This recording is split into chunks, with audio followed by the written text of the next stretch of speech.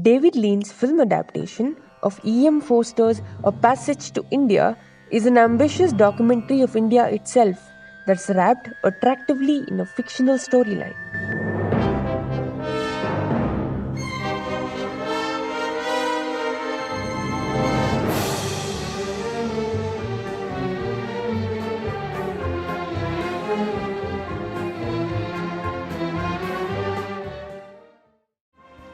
The film, made on an epic scale, typical of the second half of David Lean's body of work, is about two English ladies visiting India and their strange experiences in the country.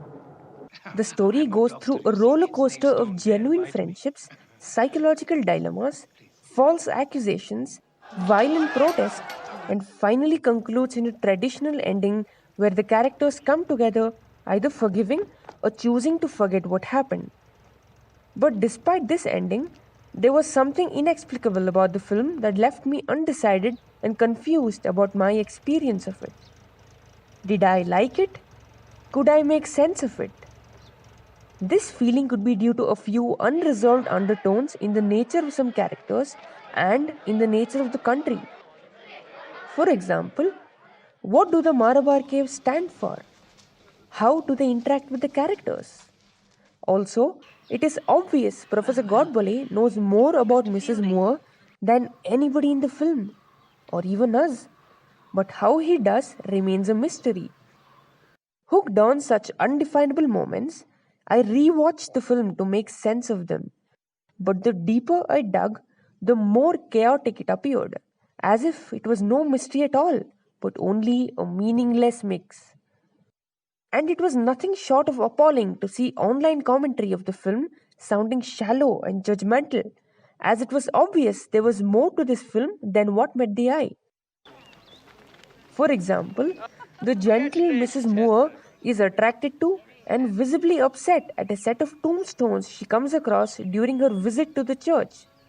One of them mentions 1892, same year which appears earlier in the film as she enters her son's house. What is the connection? Is there a pattern that is hinted at?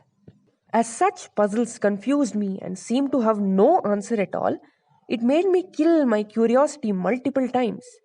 But after only a few days, I would again grind my VLC player in the hope of finding an answer. This cycle of events continued until I paid closer attention to the tea party scene, in which the jumpy Dr. Aziz invites Mrs. Moore and Adela to a picnic at the Marabar Caves. Only then I discovered how this casual scene held the secret to the entire film. It starts with a conversation about how an Indian couple who had invited Mrs. Moore and Adela home seemed to have changed their minds at the last minute and cancelled the plans silently. I do so hate mysteries. We English do. I rather like mysteries, but I do dislike muddles. What's the difference?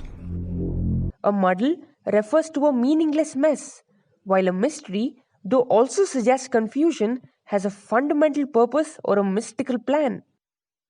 This exchange in wordplay, also appearing throughout Forster's novel, suddenly stood out to me, because by then, in my confused mind, the film itself seemed to be both an engaging mystery about the real nature of India and a muddle about the visitors' diverse reactions to it. Could the roller coaster structure of this film, which appears to be a muddle like the many meaningless events it holds in place, be in fact a mystery with a pattern that we are yet to understand? That was indeed to be the case.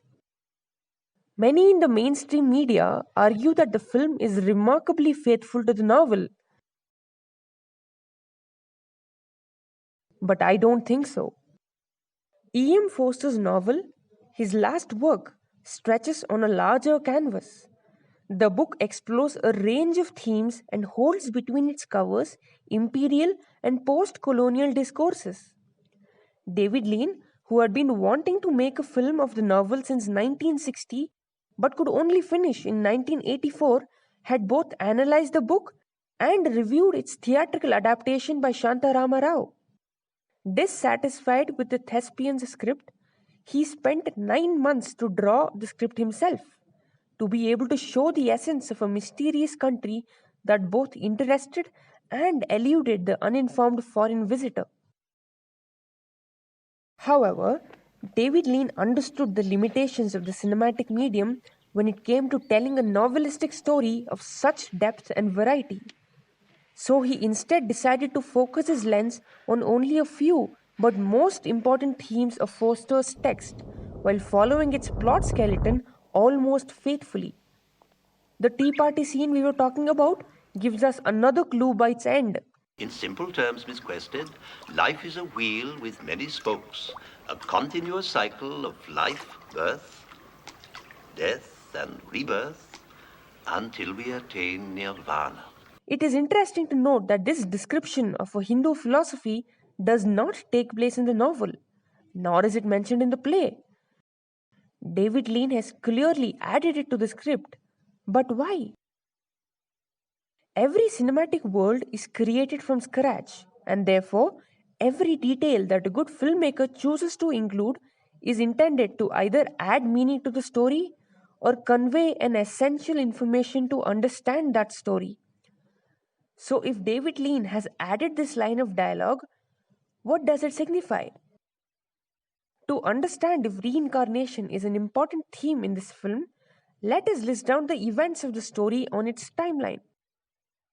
The film opens with an impressionistic shot of Adela watching through a glass window on a rainy day in England. And then, for the next 15 odd minutes, David Lean introduces us to life in India of both the natives and the colonial English.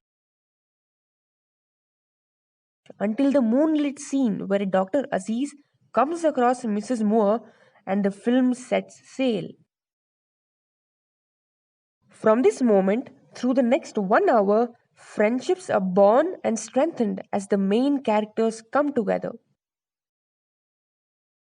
One other important event that occurs at this stage and influences the rest of the story is the awakening of Adela's sexuality in a scene set in a ruined temple, another addition from David Lean. This series of events brings us to the picnic at the Marabar Caves. The sensitive Mrs. Moore is traumatized by the echo in the cave. Mrs. Moore! And her faith in God dies. Please. Next, we see how Adela realizes she no longer loves Ronnie and goes on to have her own traumatic experience.